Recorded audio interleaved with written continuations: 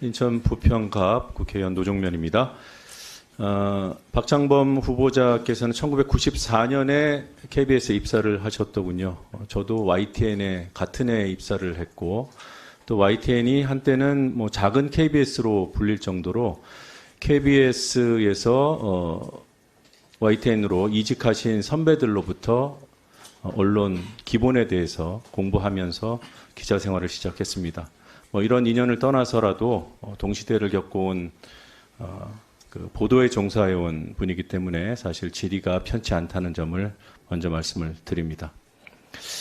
앞선 질의와 답변 과정 보면서 여러 흠결에 대해 매우 시원스럽고 명확하게 사과를 하셔서 사실 좀 기대를 했습니다.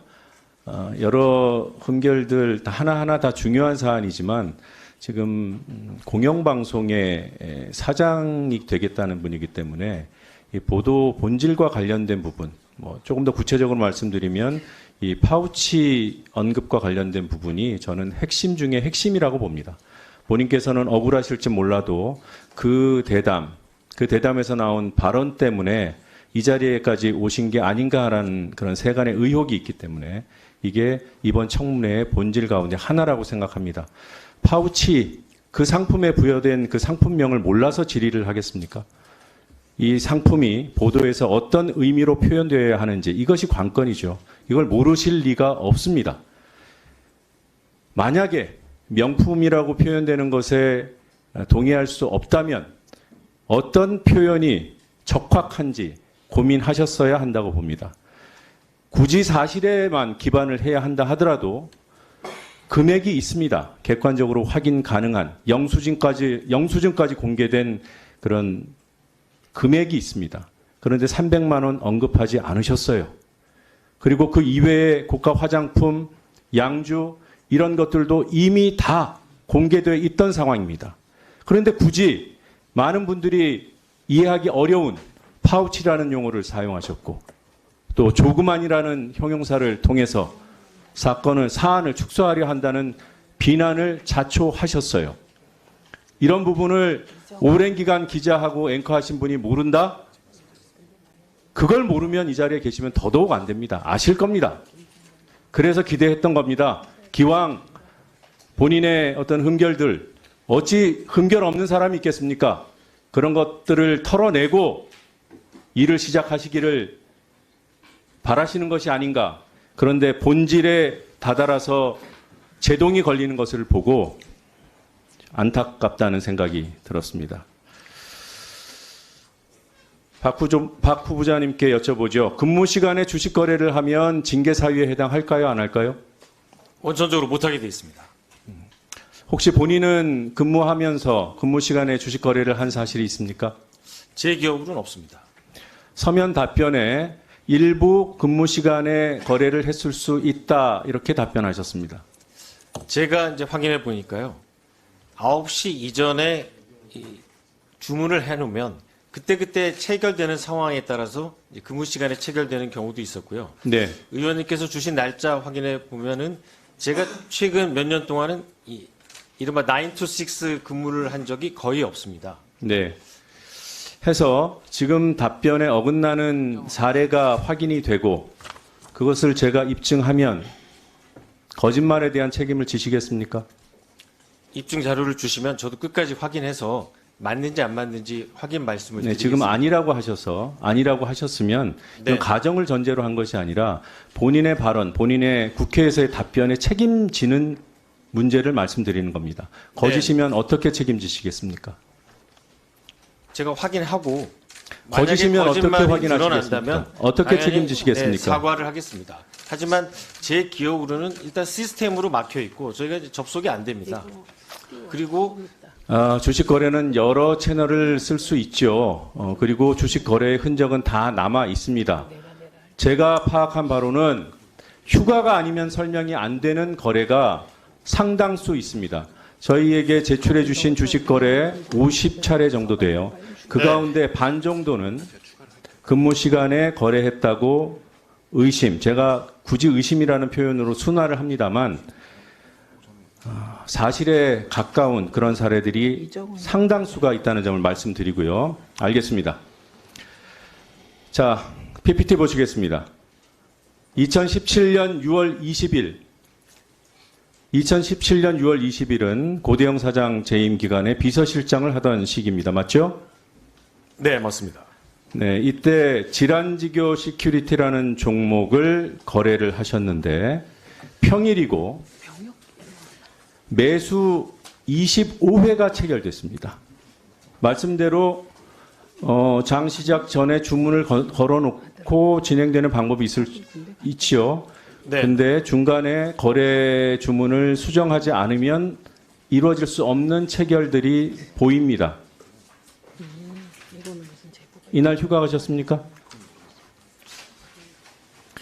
자, 2017년 12월 22일 역시 고대영 사장 비서실장 재임 중이었고요.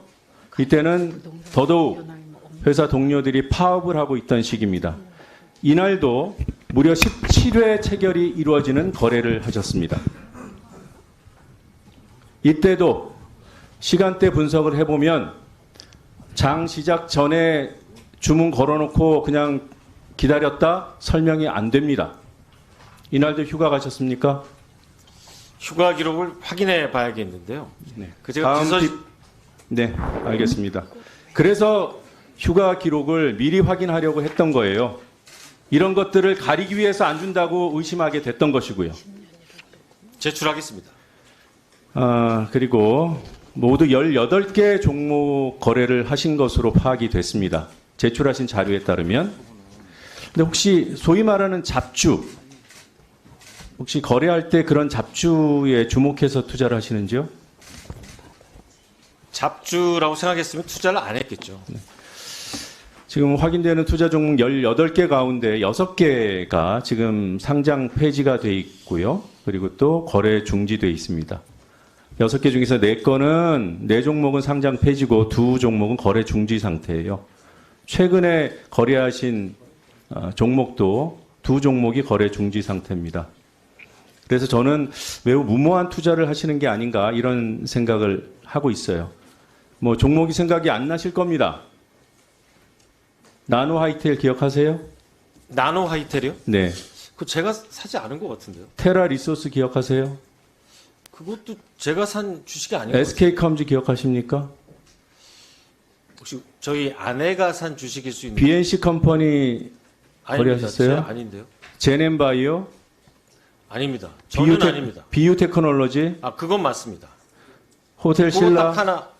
호텔 신라? 지금 앞서 말씀드린 6개는 네. 상장 폐지 내지 거래 중지고요. 호텔 신라, 네, 예전에 하나 에어로스페이스, 그거 아닌 것 같습니다. 제 유한양행. 거래 종목이 아닌 것 같은데. 배우자 자료는 못 준다고 했어요.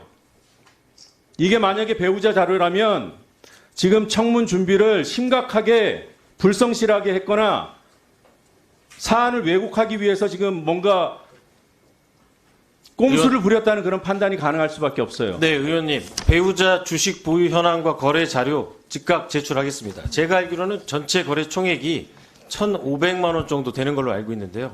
즉각 제출하겠습니다. 배우자의 거래가요? 네. 네, 그러면은 지금 제가 말씀드리는 거는 섞여 있거나 우리 후보자께서 거래하신 내역이 맞습니다. 왜냐? 단일 거래가 1억 5천짜리도 있어요. 1억 2천짜리도 있고 8천만 원, 6천만 원 단일 거래가 하루에 거래된 것들. 네. 제출하겠습니다. 아, 이거 시간을 다 까먹어 버렸는데. 자, 투자 실적을 그래서 확인해 봤더니 이 매수금 기준으로 탑3 하나 에어로스페이스 1억 5천만 원 정도 하루에 거래하셨어요. 매수하셨어요. 그리고 유한 양액을 하루 동안에 1억 2천만 원 이상 매수하셨습니다. 제넨바이오는 9천만 원 정도 거래하셨고요. 그런데 이 탑3, 그러니까 좀 더 신경 쓰고 좀 더 신중하게 투자하셨을 이 덩치가 큰 거래에서 다 손실을 보셨어요. 그리고 총 손익을 따져보니까 4천만 원의 손해를 보셨더군요. 맞습니다. 네. 그래서 저는 좀 그 무모한 투자에 이어서 투자가 좀 죄송합니다만 무능하신 게 아닌가 이런 생각을 하게 됐습니다. 하나 에어로스페이스 사례를 한번 보시죠. 6만 5천 원대에 매수하셔서 5만 7천 원에 매도하셨습니다. 그런데 지금 현재가가 주당 40만 원이에요. 보유하셨으면 평가에 9억 6천만 원이 됐을 거예요. 거의 8억 원을 날리셨어요. 장기 투자를 안 하셨어요. 물론 이런 하나의 투자 가지고 뭐 잘잘못을 따지는 거는 당연히 아니고. 근데 위원님, 제가 산 주식이 아니거든요. 저 하나 에어로스페이스는요. 확인하죠. 이거 확인부터 하고 네. 해야겠습니다. 이거 지금 자료의 진위를 가지고 지금 시간을 너무 많이 허비했는데요.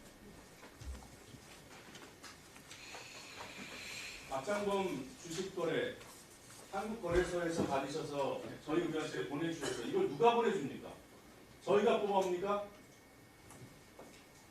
이거 보내드리겠습니다. 누가 뒤에 계세요?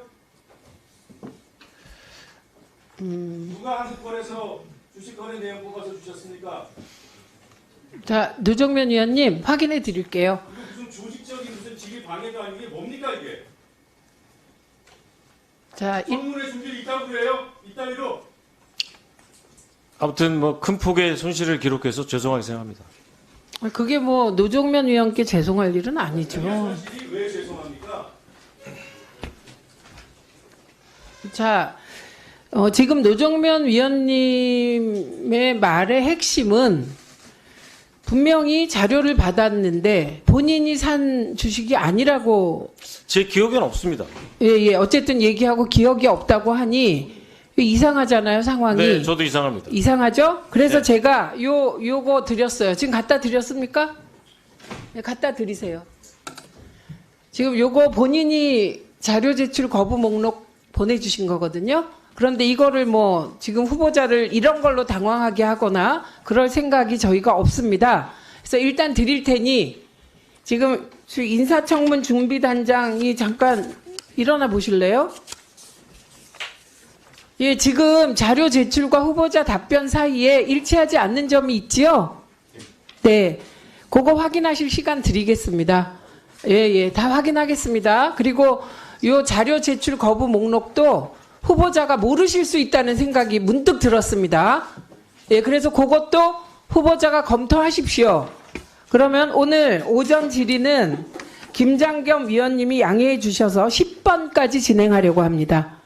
이정원 위원님 질의 끝나시면 제가 요 자료 제출 거부 목록 하나하나 검토하고 그 과정에서 여기 주식도 들어 있어요. 요 거부 목록에 한국거래소 관련한 그때 다시 점검을 할 터이니 우선 박영춘 단장은 요 자료 꼼꼼히 보시고요. 네. 예. 그리고 한국거래소 자료 받아서 노정면 위원님께 전달한 자료를 후보자께 보여드리세요. 예. 그래서 후보자가 확인해서 그때 다시 한번 확인하도록 하겠습니다. 네. 네. 다음은 최수진 위원님 질의하십시오. 국민의힘 최수진입니다. 먼저 우리 박창범